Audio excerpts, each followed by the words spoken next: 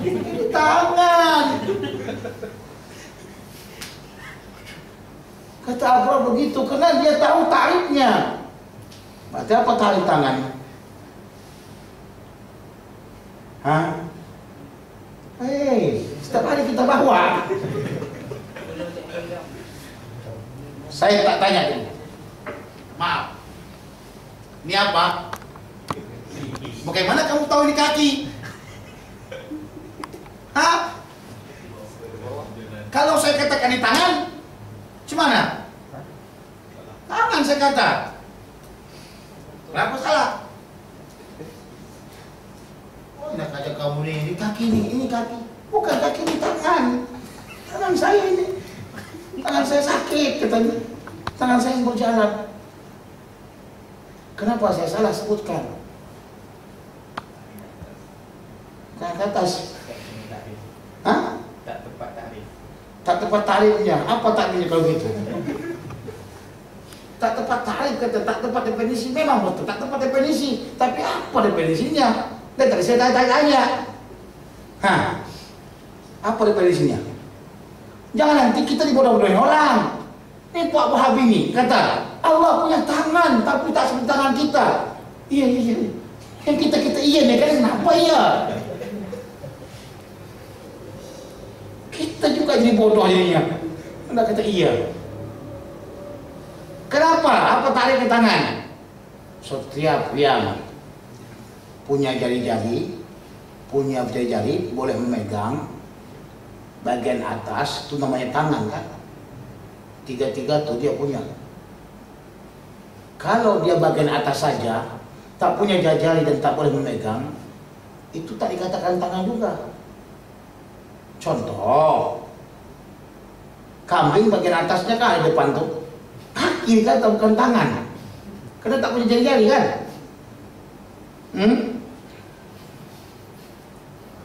Kaki beruang, tahu kaki beruang? Tangan tak ada. Tangan tak dikatakan tangan karena nggak sesuai dengan tahrif. Tarifnya bagian atas bukan bawah. Walaupun kaki beruang bertangkap ikan. Betul tak?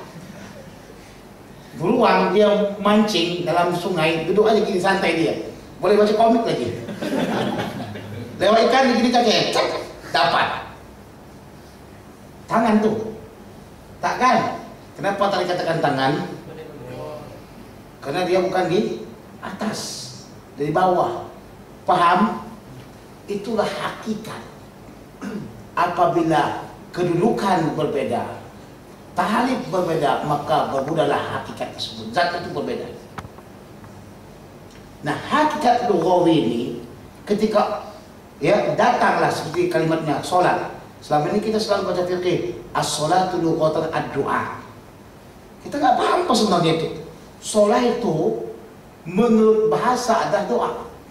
Maksudnya asalkan kita sudah berdoa itu sholatlah itu. Nah, asalkan kita berdoa, nggak sholat ah. Ada orang yang belum pernah belajar ketika ini, asal suruh, sudah sholat dah, udah. Makanya kata, udah memang menurut doa. Dari mana sholat kata? Kau udah sholat tak? Sudah. Tadi artinya menurut doa. Yang udah berdoa ya Allah Tuhan. Asalkan berdoa dikatakan sholat, itu namanya apa? Hakikat lughawi. Pindah kita kepada hakikat syar'i. Manakala Allah sebutkan dalam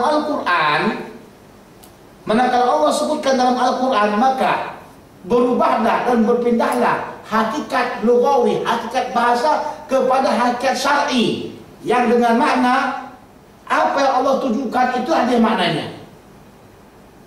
Bukan lagi menurut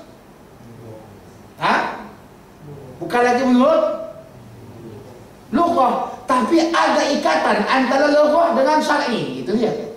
Ada ikatan antara lughah dan syar'i. Contoh, Allah katakan wa aqimus sholata wa atuz zakah. Aqimus sholah. Apa arti di sini aqimus sholah? Dan dirikanlah, bukan dan dirikanlah doa. Dan tidaklah kamu berdirikan doa, kan? Enggak kan? Berubah daripada hakikat lugawi kepada hakikat syar'i. Apa itu hakikat syar'i salat? Aqwalun wa af'alun muftatahatun bi takbiri wa muhtatamun bi taslim. Perkataan dan perbuatan yang dimulai dengan takbir dan ditutup dengan salam. Oke. Dalam takbir sampai salam ini termuat di dalamnya doa. Inni wajjahtu wajhiya lillahi. Itu doa. At-tahiyyatul mubarakatus shalawatut thayyibatu lillah. Doa. Kalau begitu doa. Iya, doa itu. Rasulullah kata alhamdulillah apa? Alhamdulillah. Itu doa. Sudah. Kita puji Allah, Allah akan berikan kepada kita lagi. Kalau kita kata ya Karim, berarti Allah akan berikan kepada kita kemuliaan. Itu doa. Sudah. Banyak dalam sholat itu doa. Nah, doa yang dalam sholat itu ada kaitannya dengan lugawi. Tapi kalau syar'i mengatakan sesuatu, maka bukan lagi lugawi secara apa? Secara hakikat yang digunakan. Contoh, haji. Haji kalau kita tengok dalam kamus artinya apa? Ziarah. Apa artinya? Ziarah. Tapi kalau tengok dalam Quran, Allah mengatakan apa? Wa atimul hajja wal umrata lillah. Sempurnakanlah ziarahmu, katanya. Begitu. Sempurnakanlah ziarahmu. Hah? Tapi kembali kepada tahrif haji itu sendiri. Secara syariat yang nantinya ada sebahagian daripada ziarah. Apa itu? Perjalanan antara Mekah Malaysia ke Mekah. Itu ziarah juga namanya. Paham? Jadi berubahlah dia daripada makna lugawi kepada makna syar'i. Yang ketiga, hakikat urfi. Hakikat yang dipandang menurut uruf. Yang ini urufnya bagaimana? Ada dua bahasa yang saya dengar kemarin, lupa satu pula dalam Kelantan. Untuk Kelantan lupa satu. Apa itu ya? Satu yang saya ingatkan. Orang Kelantan bila sebutkan coklat, maknanya gula-gula. Itu huruf mereka. Dah, huruf mereka coklat adalah gula-gula. Orang KL dengan orang Sangor bila sebutkan coklat, itu maksudnya coklato. Tahu coklato, tahu kan? Coklat yang memang dibuat dari coklat. Di sini kembali kepada huruf. Manakala datang orang Kelantan di sini dia kata, saya memberikan kepada kamu dengan ikhlas satu kereta coklat. Saya terima, kamu kata. Tiba-tiba datang kereta dikasih sama kamu apa? Gula-gula, marah-marah, kau maki-maki dia. Kurang ajar. Kau kata kau mau kasihkan aku apa? Coklat. Ini bukan coklat, gula-gula. Yang cakap siapa? Orang Kelantan. Nah, jangan ini dikembalikan kepada uruf dia. Dia kebiasaannya memang coklat itu apa? Contoh lagi yang lain supaya paham. Ada seseorang dia bersumpah, wallahi wabillahi watallahi, saya tidak akan makan daging. Oh, bukan tambung. Kenapa Pak Cita makan daging? Saya takut makan daging. Kenapa? Takut saya. Takut, kenapa? Takut gak tahan lagi dah, katanya. Kuat sangat dah, katanya gitu. Disuruh wow, tak mau wow, alif juga. Wow, alif juga, katanya. Nggak boleh makan daging lagi, saya bahaya. Boleh membahayakan. Yang belum lagi balik dengan ini kan. Jadi dia kata, saya tidak akan mau makan daging lagi. Saya tidak akan makan daging. Wallahi wa billahi tallahi. Nah, tiba-tiba istrinya masak ayam. Masak ayam, diberinya daging ayam. Boleh nggak makan dia? Boleh tak makan dia? Kenapa boleh?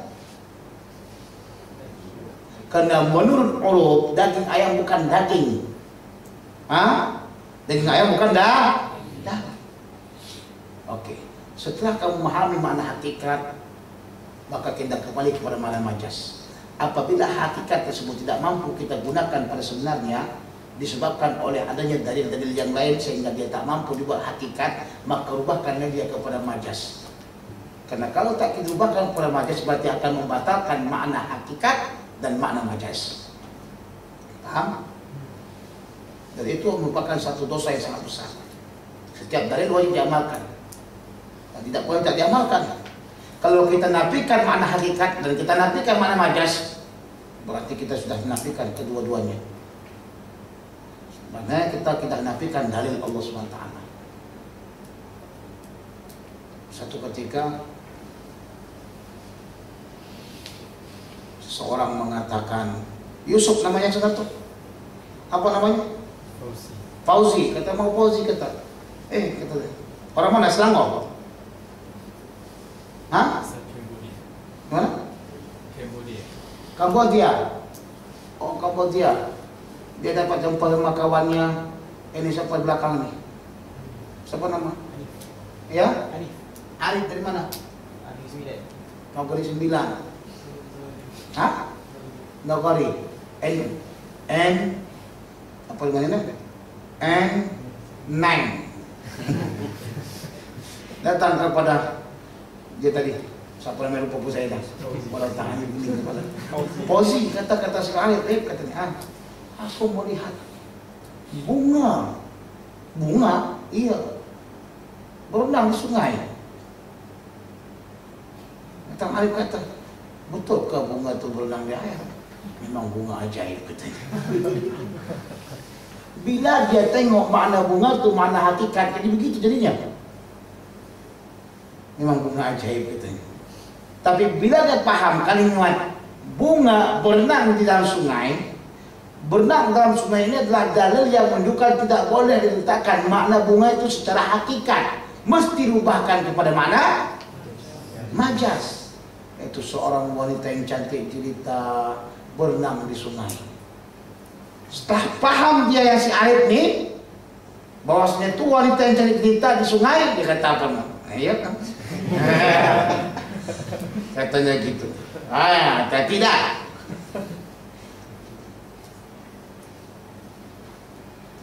Tengok si Abrok. Kata apa kepada Abrok? Bro, ya, aku tengok ada singa. Singa, betul singa. Betul singa, bahaya. Aku tengok tadi singa mandi di kolam renang. Ini apa? Singa mandi kolam renang, nggak pernah mandi singa kolam renang. Nanti ini bukan singa asli, singa majazi. Siapa ini? Orang kuat. Orangku, adanya kalimat mandi dalam kolam renang itu menafikan makna hakikat. Manakala Allah mengatakan yadullah fawqa aydihim, tangan Allah di atas tangan mereka, karena tangan itu merupakan al-jari anggota, maka datang ayat yang menafikan makna hakikat, yaitu laisa kamitslihi syai'un wa huwas samiul basir. Allah tidak sama seperti makhluknya, tidak sama seperti sesuatu. Paham tidak? Tidak boleh kita gunakan makna hakikat. Di sini ketika kita katakan kalimat malu, yaitu kalimat bosan, merupakan kalimat yang sangat bahaya bila kita letakkan kepada Allah. Kalimat bosan adalah kalimat yang paling hina kalau kita letakkan kepada manusia. Bagaimana dengan Allah? Hasan, kira-kira kamu mengaji bosan tidak? Enggak kan? Karena Hasan takut dicemoohkan orang. Karena kalimat bosan itu merupakan kalimat kurang. Betul? Kalimat kurang. Kalau sama Hasan saja pun dia malu dikatakan bosan, bagaimana lagi dengan Allah Subhanahu wa taala? Paham? Maka lapas yang namanya bahasa ini mengurangkan zat Allah. Karena itu ada dalil yang menafikan makna hakikat, yaitu pertama, hal yang mengurangkan kedudukan Allah. Yang kedua, laisa kamitslihi syai'un wa huwas samiul basir. Paham? Paham tak? Jadi pahamkanlah akidah kamu itu kepada Allah Subhanahu wa taala, bahwasanya Allah tidak serupa dengan kita. Bahwasanya Allah tidak serupa dengan kita. Macam mana kalau yang macam sifat yang manusia pun ada juga? Contoh Allah Sami' Basir, mendengar, melihat. Manusia pun mendengar. I know. Itu buat mereka kerja itu. Saya sekarang hebat sekali bahasa Inggris saya. Di Batu Pahat saya berbahasa Inggris, subhanallah, kena salahkan. Saya kata bahasa Indonesia, dia kata bahasa Inggris. Saya katakan parfum, dia kata parfum.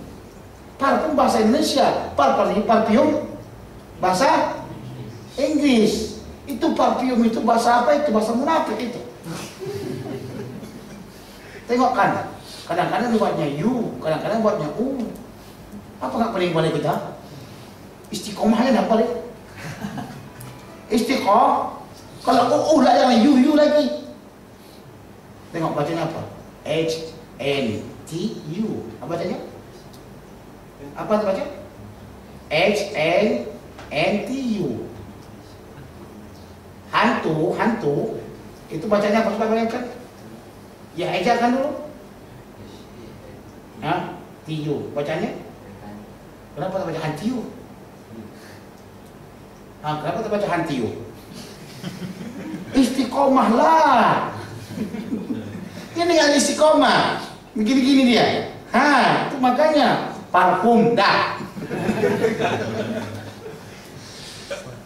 Bahasa Indonesia adalah bahasa istiqomah. La haula wala haula. Kalau saja dia. Aja, tak ada mana. Tak ada mana. Istiqomah, betul istiqomah. Orang yang beriman.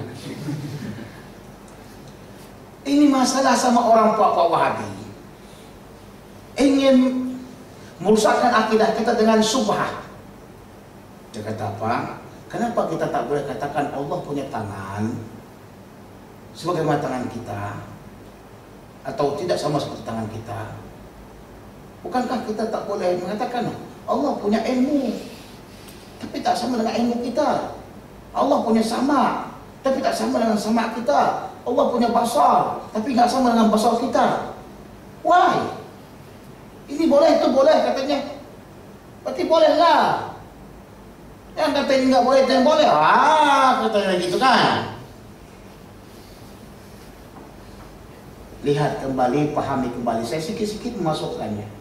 Sedikit-dikit saya masukkan supaya kamu paham walaupun sedikit.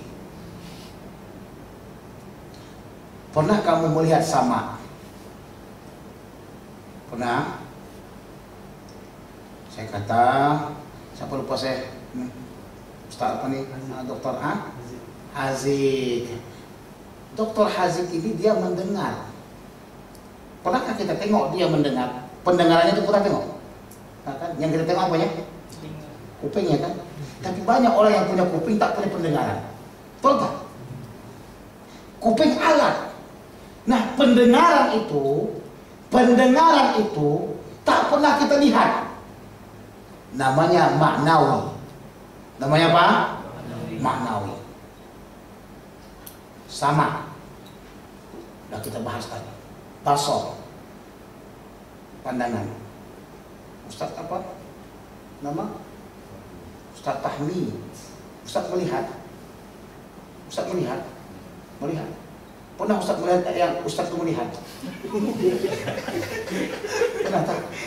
Tak pernah nampak penglihatan Ustaz itu macam mana tak? Pernah nampak?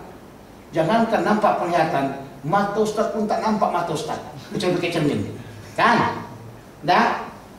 Tapi ini apa nih? Mata. Apa nih mata? Alat untuk melihat. Tapi bukan setiap orang yang punya mata punya melihat. Makanya makna melihat tersebut tidak pernah kita nampak. Paham? Maka dikatakan maknawi. Kalam. Pernah kita tengok kita kalam? Tak kan? Nggak pernah kita tengok kalam. Tapi bercakap begini. Maka dikatakan kalam itu termasuk maknawi. Apa lagi? Ilmu. Ustaz Jarizi punya ilmu dia. Allah punya ilmu.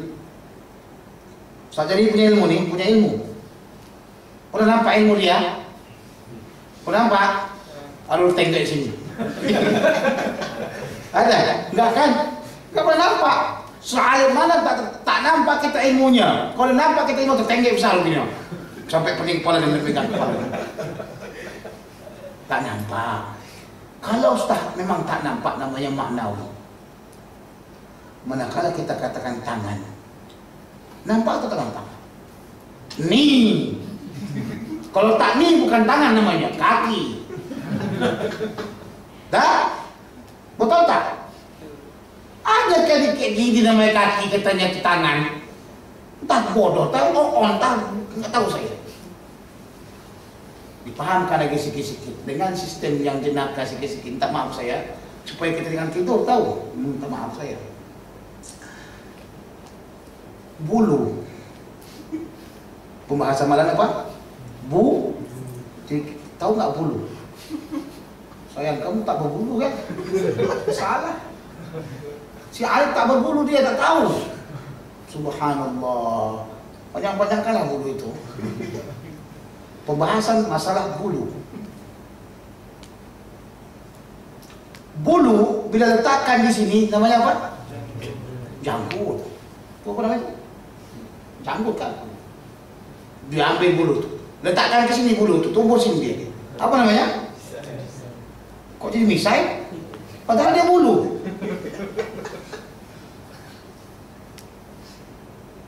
Bulu itu juga tiba-tiba tumbuh di sini, apa namanya? Kening. Bahasa Indonesianya alis.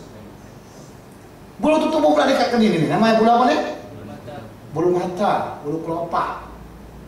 Tiba bulu itu hidup dalam hidungnya. Bulu apa namanya? Bulu hidung. Itulah miskin bahasa kita nah. Miskin bahasa kita. Semua benda pakai mesin awalnya pakai bulu dulu. Kalau bahasa Arab tidak semua benda tak pakai bulu. Nah, nggak dikatakan sya'run.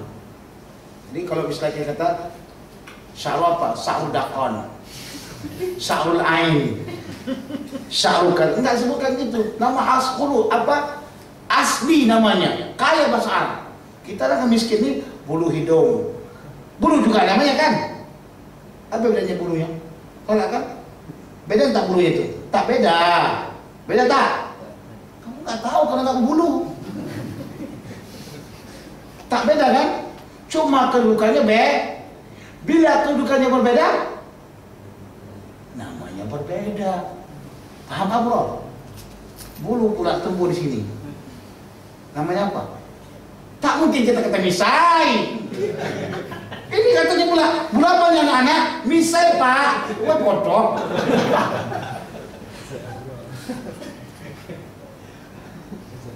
Maknanya kalau memang sudah bukan di situ tempatnya, dah berubah keadaannya, berubah definisinya, bukan itu lagi dia. Paham? Walaupun asalnya sama. Lu terletak kepala nih, namanya apa? Rambut. Letakkan sini bulu dada, letakkan sini bulu pusat, letakkan bawah lagi, jawab sendiri dalam hati. Yang paling jelasnya setiap sesuatu apabila sudah berubah daripada tempatnya, keadaannya atau definisinya, berubahlah hakikat dan zatnya. Nah, apabila kamu katakan Allah punya tangan tapi nggak seperti tangan ini, apa itu namanya? Hah?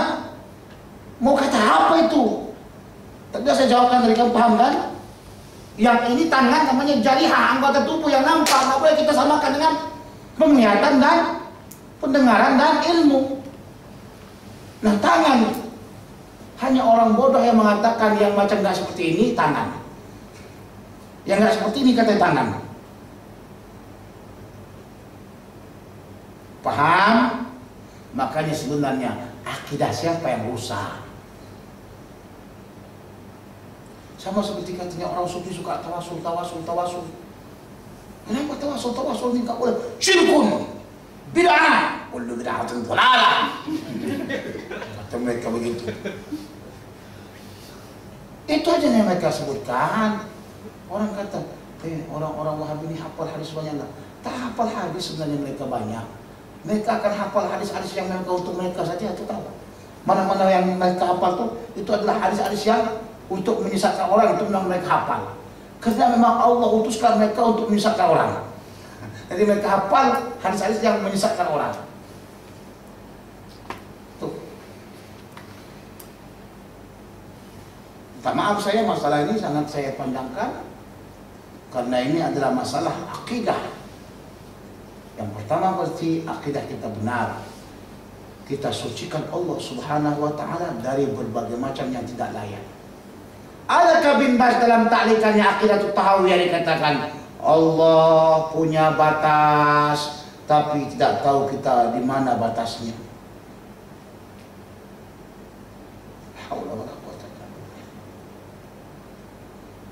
Bukan setiap yang kita katakan tidak tahu berarti kita sucikan Allah.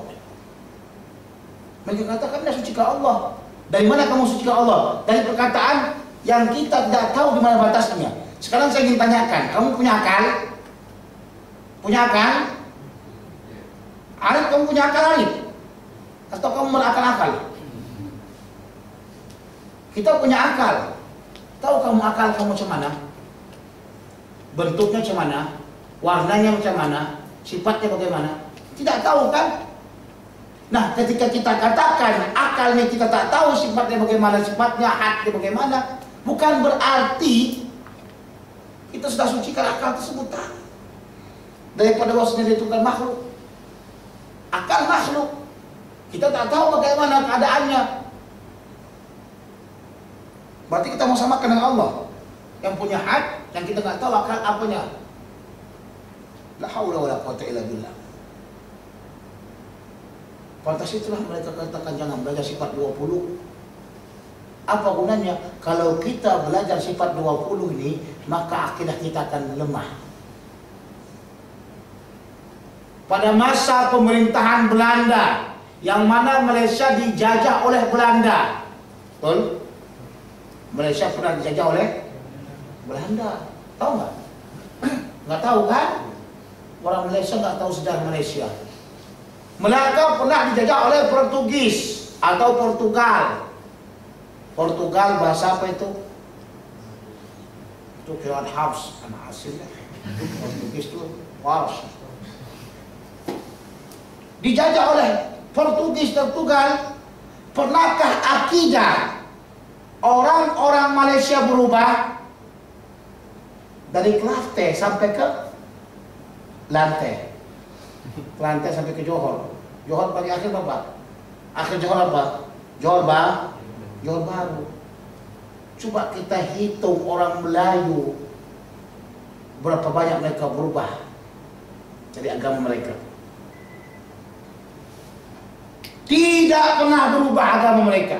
Bila mereka berubah sekali lah. Apa penyebabnya? Karena anak tersebut tidak diajarkan sifat 20. Kalau dahulunya semua orang tua di Malaysia ini belajar sifat 20. Tahu dia. Itulah pentingnya sifat 20. Kalau tidak ada sifat 20, kita kata Allah punya tangan. Kita kata pula semua orang-orang Hindu Buddha. Tuhan kalian sama dengan Tuhan kami. Tuhan kami juga di langit katanya. Oh, Tuhan kalian di langit. Iya, Tuhan kami juga di langit. Di kamar berapa? Subhanallah. Itu akidahnya orang Yahudi, akidahnya orang Hindu, Buddha, mengatakan Tuhan mereka, dewa mereka di langit. Datang pula kita punya kawan kita orang Wahabi, kata Tuhan kami juga di langit. Berarti berunding dong mereka sana, kerjasama.